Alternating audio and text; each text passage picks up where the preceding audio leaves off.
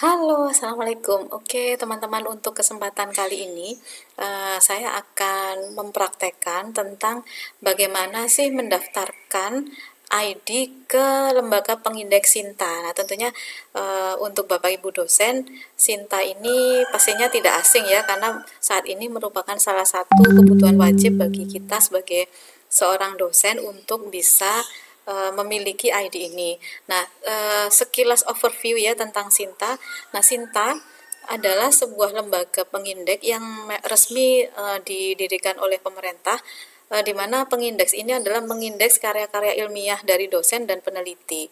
Nah, siapakah yang bisa masuk untuk menjadi anggota dari Sinta ini adalah mereka-mereka yang memiliki nomor induk dosen, jadi resmi menjadi seorang dosen, dan para peneliti ataupun mungkin instansi negeri yang memiliki NIK. Nah, gitu ya, setahu saya seperti itu. Nah, untuk itu dalam kesempatan kali ini yang biasanya sih kebutuhan yang paling banyak di menjadi request dari teman-teman, kalau saya perhatikan memang para dosen yang membutuhkan untuk ID Sinta ini ya. Uh, Kalau untuk yang peneliti yang lain, misalnya dari lembaga LIPI atau mungkin dari lembaga yang lain, saya kurang tahu. Nah, karena bidang saya ini adalah di lingkup akademisi, jadi saya sedikit paham tentang kebutuhan dari dosen tentang Sinta ini. Untuk itu, pada kesempatan kali ini kita akan coba membuat atau mempraktekkan bagaimana kita bisa mendaftarkan ke dalam Sinta, jadi memiliki ID di Sinta. Oke, kita langsung masuk saja ke webnya Sinta. Teman-teman bisa masuk saja ke Google kalau lupa alamatnya ya, jadi kita bisa langsung klik Sinta seperti ini. Nanti misalnya di pencarian pertama kan ada Sinta 2 Ristek Dikti, langsung klik saja, maka akan langsung diarahkan atau redirect ke alamat ini, karena ini adalah alamat baru ya, tapi sebenarnya itu webnya sudah dari alamat sebelumnya, tapi di redirect ke sini, jadi sinta.ristek.brin.go.id.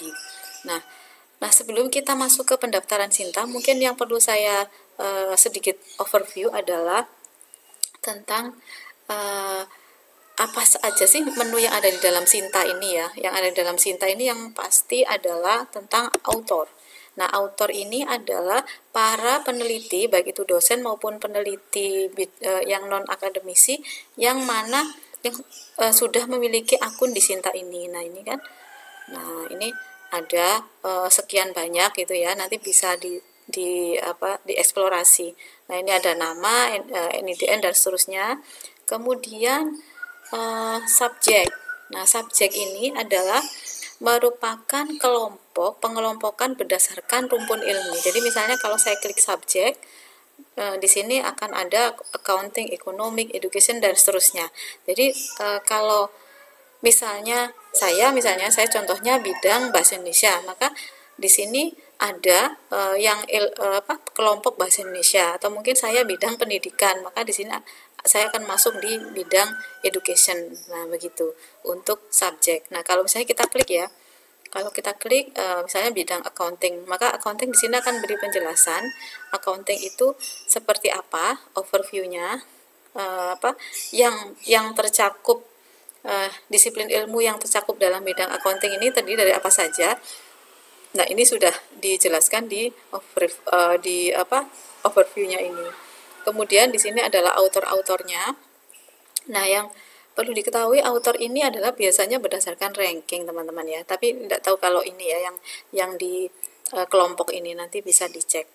Kemudian yang berikutnya adalah affiliation. Nah, affiliation ini adalah pengelompokan berdasarkan lembaganya atau universitasnya.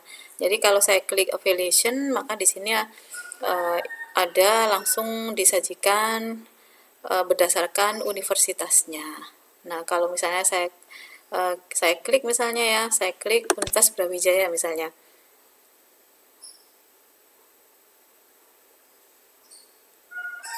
Nah, maka di sini akan ada penjelasan ya tentang dokumen Scopusnya per tahun, kemudian Web of Science, kemudian akademik rankingnya di Sinta dan seterusnya. Nah, kemudian kalau departemen itu adalah berdasarkan departemennya. Jadi misalnya kalau departemen administrasi, berarti administrasi, semua departemen administrasi yang ada di dalam afiliasi tersebut itu dikelompokkan jadi satu. Nah, seperti itu. Nah, sekarang source. Nah, source ini adalah pengelompokan setiap jenis artikel. Jadi source jurnal, buku, IPR ini adalah hak cipta ya. Kemudian research ini adalah laporan riset itu ya, dan community service ini pengabdian masyarakat. Nah, kalau misalnya saya klik jurnal, nah ini biasanya banyak dibutuhkan ya.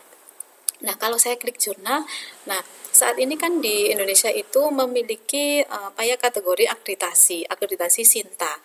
Nah, akreditasi Sinta itu berdasarkan mulai dari Sinta 1 itu berarti yang tertinggi, yang nilainya tertinggi, dan Sinta 6 yang terendah. Nah, jurnal-jurnal yang terindeks di dalam akreditasi Sinta itu terkelompokkan atau terdaftar semua di sini. Jadi kalau misalnya kita ingin tahu jurnal yang terakreditasi Sinta 2 itu di mana, kita langsung bisa klik seperti ini.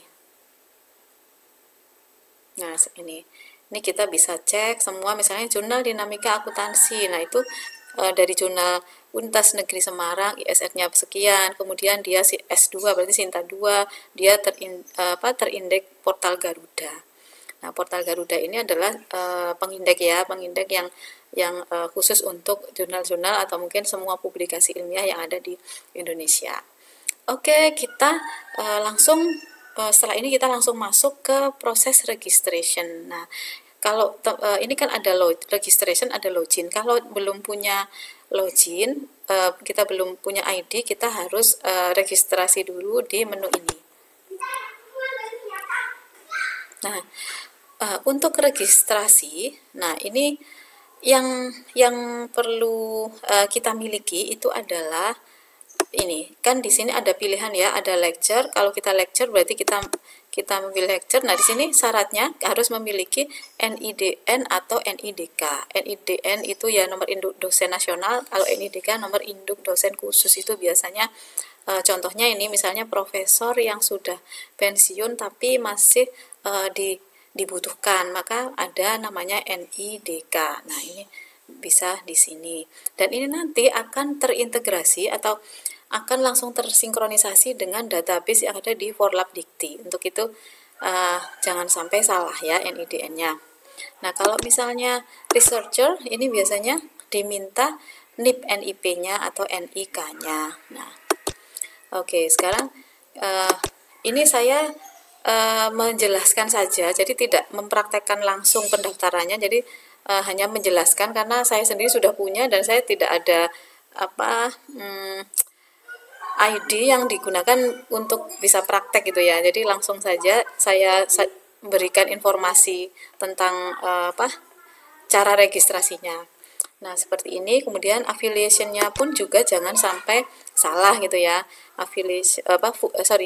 Full name-nya ya. Full name-nya jangan sampai salah. Kemudian affiliation-nya, jadi nama lengkapnya, kemudian affiliation-nya, misalnya Universitas Widyagama, Universitas Brawijaya. Nah, itu dituliskan di sini. Kemudian kalau misalnya saya ketikkan gini ya, Universitas. Nah, ini kan ketika saya klik universitas di sini langsung tersaji kan. Nah, maka jangan sampai salah, artinya harus ada di sini ya, universitas yang tempat kita berada itu harus terdaftar juga di sini. Oke, kemudian untuk selanjutnya adalah academy grade. Nah, academy grade ini statusnya apa? Tutor pengajar itu biasanya yang dosen yang belum punya kepangkatan, kemudian lecturer atau asisten ahli itu yang punya kepangkatan asisten ahli, dan seterusnya. Terus untuk selanjutnya adalah ID card, KTP. Jangan lupa ini syaratnya untuk daftar Sinta adalah nomor KTP. Terus email. Nah, email di sini ini Sinta meminta email yang official. Jadi kalau misalnya Bapak Ibu dosen bekerja di perguruan tinggi apa, maka email yang berlaku di sini adalah email yang berafiliasi itu ya. Terus email, kemudian password. Setelah itu, nah ini Google Scholar. Nah, kita cek di sini Google Scholar. Jadi Google Scholar ini adalah menjadi syarat syarat dari ID kita itu bisa membaca indeks dari jurnal maupun buku atau semua publikasi ilmiah yang kita miliki. Nah, kenapa harus ada ID Google Scholar? Karena kan pada intinya kan Google Scholar, kalau kita memiliki artikel, misalnya kita artikel di jurnal A, B, C, itu kan untuk tahu dia itu tersitasi atau sudah terbit atau pengelompokannya itu sementara yang bisa menyeluruh itu adalah Google Scholar. Untuk itu Google Scholar ini harus ada gitu ya. Google Scholar ini harus ada. Untuk itu kita harus memiliki dulu. Nah, saya sedikit saja ya untuk memberikan gambaran tentang Google Scholar. Mungkin barangkali Bapak Ibu dosen atau teman-teman rekan-rekan ada yang belum punya. Jadi di Google Scholar nanti langsung saja di Google cari saja Scholar begini. Kemudian masuk ke Google Scholar. Terus kalau ini saya sudah mempunyai ID. Kalau belum langsung kita klik add account seperti ini.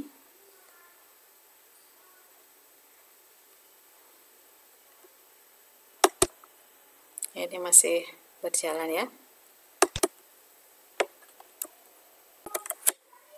Nah, ini kita masuk ke sini, use another account.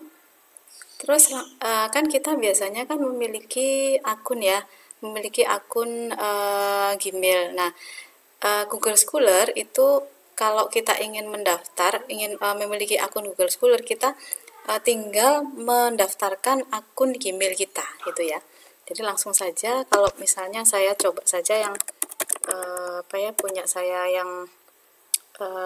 yang tidak saya gunakan ya, misalnya. Nah, seperti ini.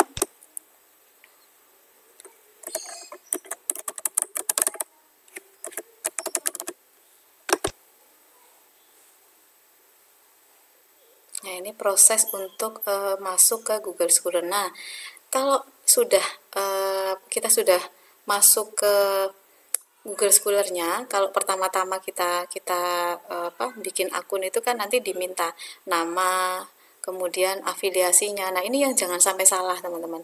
Jadi afiliasi, jadi semua informasi di sini jangan sampai salah. Kenapa begitu? Misalnya kalau kita salah nama, kemudian salah afiliasi, itu nanti bisa jadi akun orang lain itu akan masuk gitu ya. Misalnya saya Fitri Marisa, kemudian ternyata afiliasi saya itu salah, maka Google Scholar itu akan memberikan semacam rekomendasi apakah artikel ini benar, padahal sementara itu ada artikel Fitri Marisa yang lain atau orang lain. Nah, untuk itu kita harus benar-benar memberikan informasi tentang Google Scholar ini secara tepat, spesifik dengan identitas kita. Nah, gitu ya. Jadi semuanya ini harus terverifikasi secara benar gitu ya. Terus email for verification itu, meskipun kita kan tadi loginnya kan menggunakan Gmail. Nah, email for verification itu sebaiknya memang menggunakan email yang berafiliasi. Nah, itu ya. Jadi tidak menggunakan email Gmail tapi afiliasi. Jadi tempat kita bekerja gitu ya.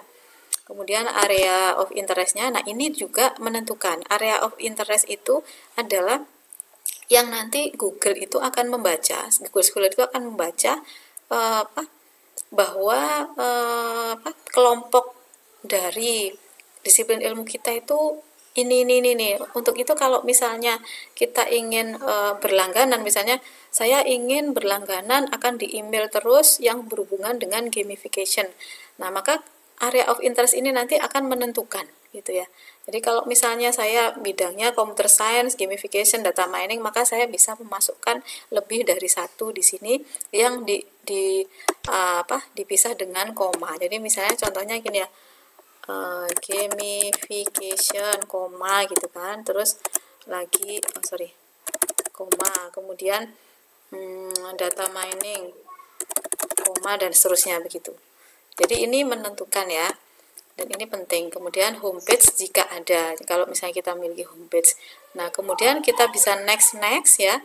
Ini saya tidak mempraktekkan ya, jadi hanya memberikan penjelasan. Nah next sampai pada sampai pada selesainya 3 tahap ini. Jadi nanti di artikel, kalau kita next itu nanti masuk ke artikel yang yang direkomendasikan oleh Google. Apakah itu betul artikel kita? Kalau iya langsung kita klik seperti itu.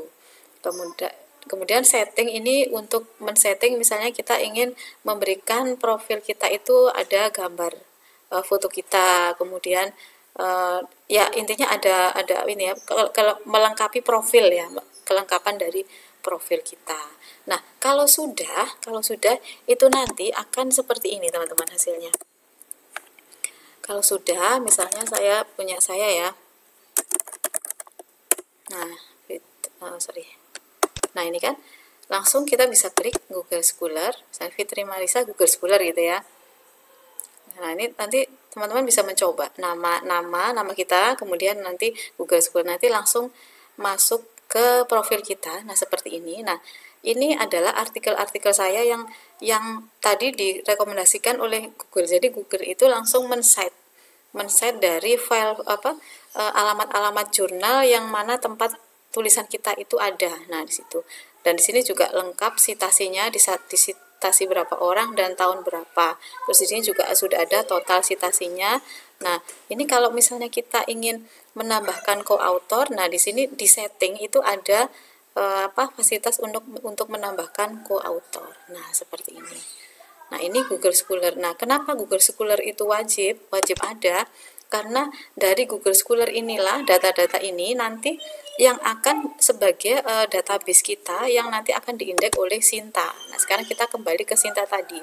Nah, di sini kan Sinta meminta alamat dari Google Scholar. Nah, alamatnya gimana cara copy paste-nya?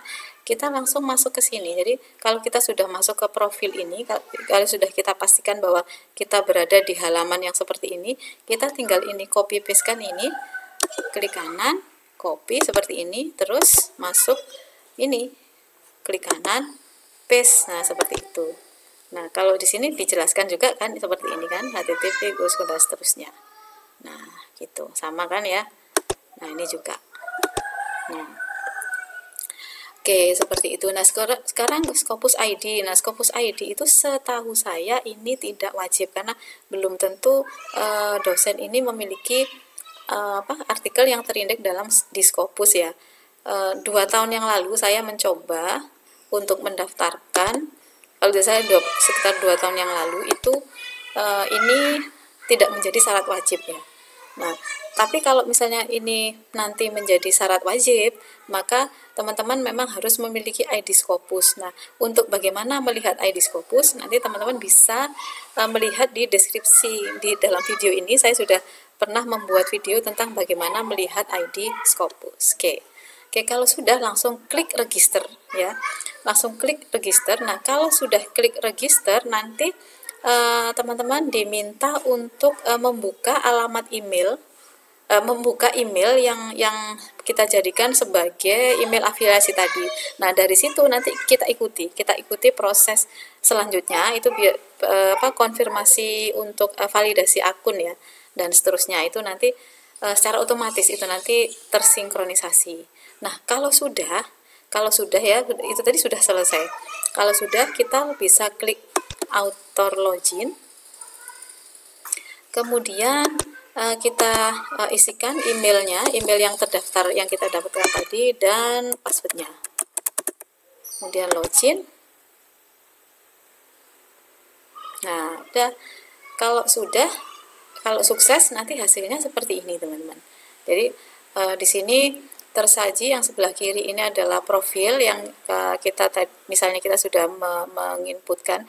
Nah, profil ini mengikuti profil yang ada di dalam Google Scholar. Nah, itu kan kenapa Google Scholar menjadi syarat wajib. Kemudian untuk ID-nya, ID Sinta itu adalah ini, kemudian nama dan seterusnya, dan ini disiplin ilmunya. Ini juga bisa kita perbaiki, kita bisa edit. Terus ini adalah dokumen yang dimiliki oleh author.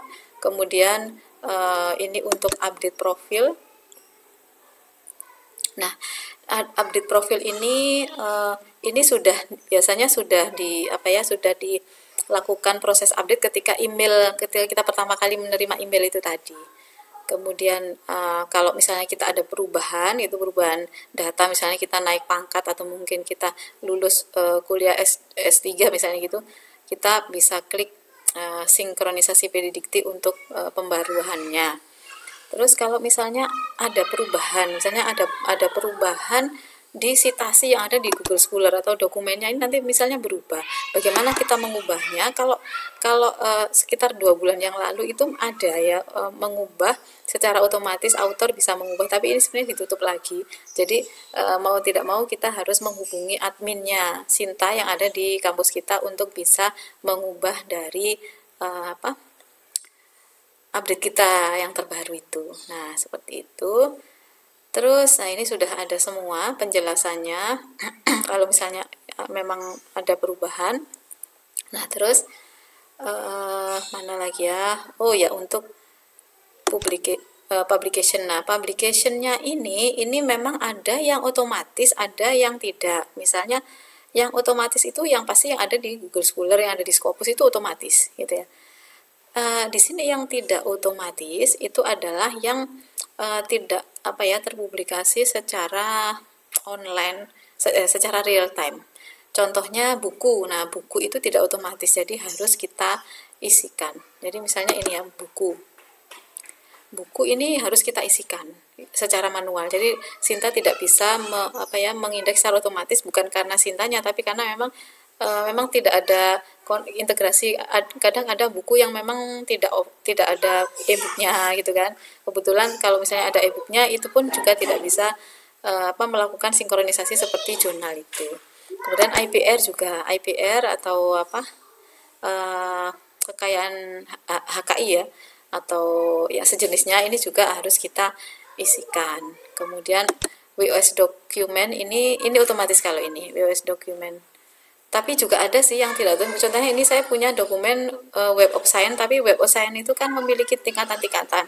Nah, tingkatan-tingkatan tertentu yang tidak terindeks tidak secara otomatis, jadi kita harus isikan ini ya. Saya belum pernah kalau ini ya. Oke.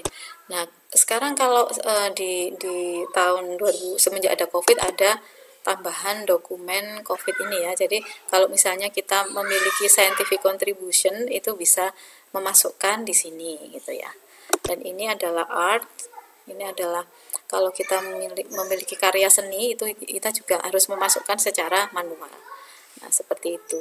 Nah, sekarang yang terakhir, kita misalnya kita ingin mengetahui posisi kita di dalam afiliasi kita itu di posisi mana. Kita bisa mengecek di sini di affiliation. Kemudian di dalam affiliation kita masuk ke universitasnya, misalnya ya universitasnya apa gitu ya. Misalnya kalau saya di Universitas Widyagama misalnya gitu ya. Nah, di sini di dalam affiliation ini kita klik. Nah, kemudian posisi kita bisa klik di author. Nah, gini kan. Nah, bisa dilihatnya. Misalnya di tempat saya, misalnya saya di posisi ini misalnya gitu ya, atau mungkin ke dosen lain bisa di posisi mana. Nah, itu teman-teman bisa mengeceknya. Nah, kita kembali ke profil lagi ya. Nah, ini juga identitasnya kan ada semua ya, scoringnya, rank affiliation, kemudian untuk dalam 1 tahun ini, terus dalam 3 tahun ini berapa, kemudian untuk overall skornya berapa, kemudian untuk intinya semua ya. Jadi untuk ID-nya dan semuanya ada semua di sini. Oke, mungkin itu teman-teman yang bisa saya sampaikan dalam kesempatan kali ini. Mudah-mudahan ini bermanfaat untuk bagi Bapak Ibu dosen yang mungkin masih belum memiliki ID Sinta. Oke, jika ada pertanyaan maupun diskusi, silahkan tuliskan komen di sini. Mudah-mudahan insya Allah saya akan membalas satu persatu setahu saya. Oke, terima kasih. Assalamualaikum.